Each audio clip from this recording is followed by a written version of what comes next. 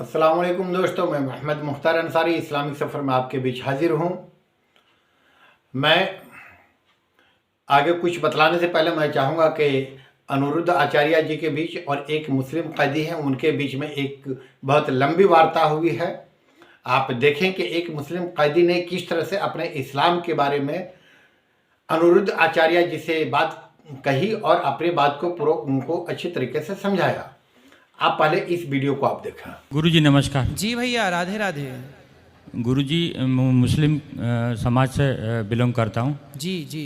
और मैं पिछले आज तीसरा या चौथा दिन है मैं आपकी कथा में सुबह से शाम तक रहता हूँ। जी। मैंने इन दिनों में चार दिनों में ये देखा कि आपके द्वारा जो कथा कही गई है, हाँ, उस कथा में कहीं से भी धर्म या धर्म विशेष से किसी भी तरह का कोई लेना देना नहीं है। जी जी जी। सारा जो एक मैसेज है वो है मानवता। मानवता, जी। मानवता के प्रेम के लिए ही सारे धर्मों का उत्थान, मतलब ईश्वर ने अगर किसी भी धर्माचार्य या किसी भगवान को भी अगर दुनिया के अंदर भेजा है तो धर्म की नहीं, मानवता की सेवा के लिए भेजा है। जी जी। लेकिन ये मैसेज देके दिया है कि धर्म के अनुसार मानव की सेवा करना। बिल्कुल। जो जिस धर्म से बिलोंग करता है, चाहे वो मुस्लिम हो, ईसाई हो, हिंदू हो, वो अपने गॉड ऑफ मैसेंजर से ये दुनिया को बताना चाहता है कि मानव सेवा से ही ईश्वर को प्राप्त करा जाता है। भागवत सुनने से मानवता जागती है। मानव मात्र के कल्याण के लिए भागवत जी हैं। जी जी। सबके उत्थान के लिए। जी जी। तो आपको बहुत अच्छा लगा? बहुत अच्छा लगा। और मैं अपनी थोड़ी सी एक व्यथा सुनाना चाहता हूँ। बताइए बताइए। गुरुजी, मैं अस्पताल में नौकरी करता था। 2087 से मेरी पोस्टिंग थी जी। 2005 तक मैं अस्पताल में नौकरी करता था। जी जी। मैं अस्पताल में रह के और मरीजों की सेवा करता था जी। मुसलमान होने के बावजूद ना तो मैं अपने धर्म की किताबों को पढ़ता था, ना ही मैं नमाज पढ़ता था। मैं ये सोचता था मानव सेवा ही सबसे बड़ा धर्म है जी। लेकिन ईश्वर ने अपने गॉड ऑफ मैसेंजर से ये बताया कि धर्म के अनुसार ही मानव सेवा करना बहुत ज़रूरी है जी। आप जिस धर्म में पैदा हुए उसको मानना भी बहुत ज़रूरी है जी जी। क्योंकि कोई जिस धर्म में पैदा हुआ है उसको मानना बहुत ज़रूरी है जी। अब आप अपने स्वार्थ के लिए धर्म को बदल दो जी जी, कि इस धर्म में अच्छा लग रहा है, कल उस धर्म में अच्छा लगेगा, ऐसे तो दुनिया ही मतलब बदल की पूरी ज़िंदगी ख़त्म हो जाएगी जी जी। तो श्रीमान जी, एक ऐसी घटना घटी कि जरा सी गलती में मुझे जेल आना पड़ा 2007 में। अच्छा श्रीमान जी, उन 2000 साल में मैं जब जेल आया तो जेल के ही बंदियों ने और साथ में रह के मैंने किताबों को पढ़ा। हाँ। किताबों को पढ़ने के बाद में मैंने अपने धर्म के प्रति किताबों को जब पढ़ा तो जब मैंने पूरे धर्म की किताबों को पढ़ने के बाद में मुझे एहसास हुआ कि धर्म जो दिखता है वो है नहीं है जी। उसमें सारी चीजें जो है मानव सेवा के ही बारे में बताया गया है। बिल्कुल। बड़ों का आदर करना, मानव सेवा से बड़ा कोई धर्म नहीं है सरकार। धरती में कोई धर्म नहीं है मानव सेवा से बढ़कर। मानव सेवा ही सबसे बड़ा धर्म है जी जी जी। इसके बाद मैं जब उन 5 सालों में आया जेल के अंदर, तो जब मुझे सज़ा पड़ी, कोई भी गवाह नहीं, कोई जिसने मेरी रिपोर्ट करी थी वो 16 दिन बाद खुद ब खुद मर गई थी गुरुजी। अच्छा। सिर्फ मेरे खिलाफ सिर्फ FIR होने के बावजूद मुझे 10 साल की सज़ा हुई। अच्छा। लेकिन मैंने भी इसमें ईश्वर का ही समझा कि इसके भी पीछे कुछ कारण हो सकता है जी। गुरुजी, फिर मैं भोपाल सेंट्रल जेल आया। उस टाइम अपने सुपरिटेंडेंट साहब सोम कुंवर जी थे 2007 में। तो यहाँ सर एक डिप्लोमा हो रहा था, इंजीनियरिंग का डिप्लोमा। उन 3 साल में यहाँ जेल में रुका सर। मैं 3 साल में इंजीनियर बना इस जेल से। अच्छा जी सर, मैं इलेक्ट्रिकल इंजीनियर से डिप्लोमा है मेरे पास सर जी जी। फिर यहाँ से जाने के बाद में 2010 के बाद में अपना मैं कारोबार करता रहा बाहर। लेकिन उस 3 साल में मैं सिर्फ नमाज को सीख पाया। यहाँ पे नमाज कैसे पढ़ी जाती, ईश्वर की आराधना कैसे करी जाती जी। लेकिन ईश्वर की तरफ से पहुँचाई गई कुरान को मैंने नहीं पढ़ा था जी। 2019 में मुझे दोबारा सज़ा हुई। फिर मैं अंदर आया, फिर मेरी लगन लगी। आज मैं मेरे धर्म के प्रति जितनी मेरी आस्था होती है, मेरे अंदर जो ऊपर वाले ने जो मुझे जिम्मेदारियां दी थी जी, वो मैंने इस जेल के अंदर कुरान को भी पढ़ना सीखा जी। और आज निरंतर मैं 3 से 4 हमारे पारे बोलते हैं, जिसको अपन किताब नंबर वाइज बोलते हैं, 30 नंबर होते हैं, उसमें से 2 या 3 हर रोज़ पढ़ने की कोशिश करता हूँ। और उस ऊपर वाले से माफ़ी मांगता हूँ कि तूने मुझे इस दुनिया में भेजा और मैं कृतज्ञ हो गया उसके लिए। जी। एक तो ये है गुरुजी। दूसरी, जब मैंने किताबों के अंदर पढ़ा तो दो हिंदू धर्म से मिलते हुए दो वाक्य जो है मेरी किताब के अंदर मिले। अच्छा। एक तो ये है कि शिव अर्ध नागेश्वर जिसको बोलते हैं, अर्ध नागेश्वर क्यों कहते हैं? अर्धनारीश्वर। अर्ध नारेश्वर।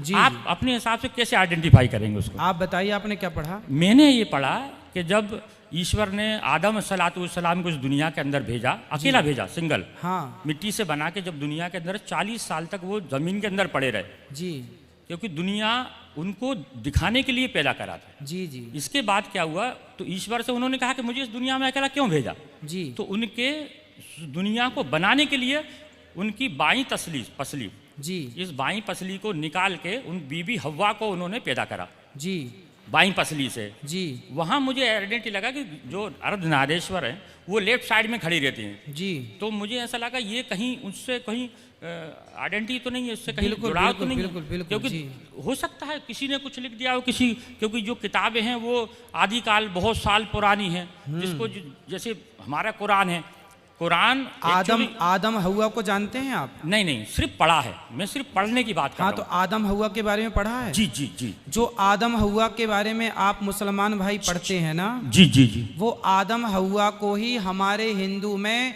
मनु और शत्रुपा कहते हैं। वही मनु शत्रुपा है, वही मनु शत्रुपा है, वही मुस्लिम में आदम हव्वा है। नाम बदल गया ना साहब? जी जी जी, नाम बदल गया चूंकि भाषा बदल गई। जी जी। हम संस्कृत और हिंदी भाषी हैं, जी जी। और आपकी भाषा उर्दू है, अरबी है सर। अरबी। तो आपने उसे आदम हव्वा कहा। जी जी। हम देखो बात वही है, जी आप केला कहो या बनाना कहो, जी जी, वस्तु एक है जी। पर नाम दो है, चूंकि भाषा दो हो गई। जी। उसी तरह जो आदम हव्वा आप कहते हैं, जी जी। वो एक्चुअली ब्रह्मा की संतान मनु और शत्रुपा हैं। जी जी जी, हमारे यहाँ उनका उल्लेख है। जी जी। ये मेरा सवाल का आपने आइडेंटिटी कर दी। एक दूसरा सवाल और है, जी।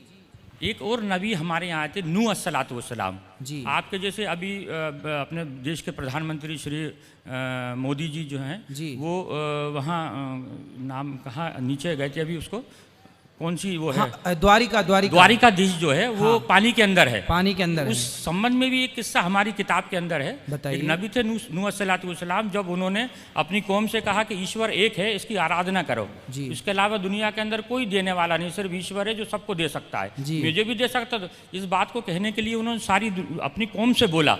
जी। तो उनकी बीवी बच्चे किसी ने उस चीज को नहीं माना, जी। लेकिन उनको मानने उनकी बात को मानने वाले 85 लोग रहे। जी। तो फिर उन्होंने ईश्वर से ये कहा कि अल्लाह, ये सारी कौम तो सुनती नहीं है। जी। तो फिर अल्लाह की तरफ से एक मैसेज आया कि नूह, अपने लोगों से कहो जल्दी ही इस कौम को मैं नस्ते नाबूद कर दूंगा, पानी से डुबा दूंगा। अच्छा। डुबा दूंगा। तो फिर उन्होंने कहा अल्लाह ताला जो वो भी डूब जाएंगे जिनने भी मेरी बात को माना है।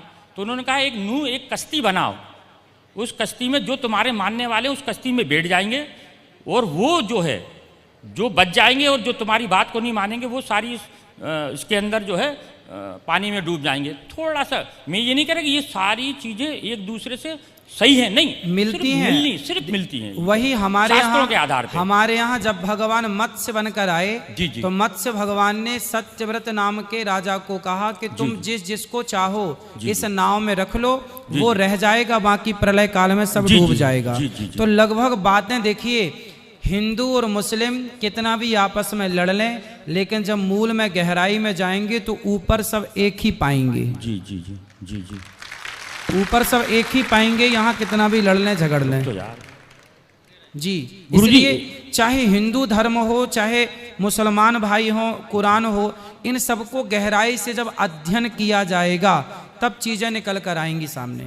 गुरुजी, एक सवाल का जवाब आपके द्वारा पिछले 5-4 दिनों में ये कहा जा रहा है कि शराब और मांस जो इस्तेमाल करता है वो जो है कलयुग का है साथी है। जी। तो गुरुजी, मैं आपको मेरी तरफ से खुद बताना चाहता हूँ जी कि मुस्लिम धर्म के अंदर सबसे बड़ी अगर किसी चीज़ की मनाही है तो वो है शराब। अच्छा, शराब को हराम करार दिया गया है। फिर मुसलमान भाई तो शराब पीते नहीं होंगे? गुरुजी, जो मुसलमान है, मैं आपको बहुत अच्छी बात बता रहा हूँ, अगर आप उसको बिल्कुल, जो मुसलमान है वो दारू नहीं पी सकता, और जो दारू पीता है वो मुसलमान नहीं है, साफ। कुरान हमारा कह रहा है जो हमारी बात को मानता है वो हमारा है, जो हमारी बात को नहीं मानता हम में से नहीं है, साफ लिखा है सर। अच्छा, बिल्कुल, ये मैं अपनी किताब का आइडेंटिफाई कर रहा हूँ। जी, जो कुरान की बात को मानता है वो मुसलमान है, जो कुरान की बात को नहीं मानता वो हम में से नहीं। हम में से नहीं मतलब वो मुसलमान नहीं। अच्छा जी। दूसरी मांस की जो है, मांस की जो प्रकृति है, प्रकृति तो ईश्वर ने जगह जगह अपने हिसाब से एक जो भोजन श्रृंखला बनाई है, वो भोजन श्रृंखला के अनुसार जो मुस्लिम जो धर्म है वो अरब से आया है। जी। अरब आज से जब इस्लाम धर्म आया तो उस वक्त वहाँ सिर्फ रेगिस्तान था, इसके अलावा कुछ नहीं है। जी जी। कुछ भी नहीं था, सिर्फ एक तरह का फल पैदा हुआ करता था, वो था खजूर, जो आज भी पैदा होता है। इसके अलावा किसी तरह का अन्न नहीं या किसी तरह की कोई सब्जी या किसी तरह का कोई भी कुछ भी नहीं होता। जी।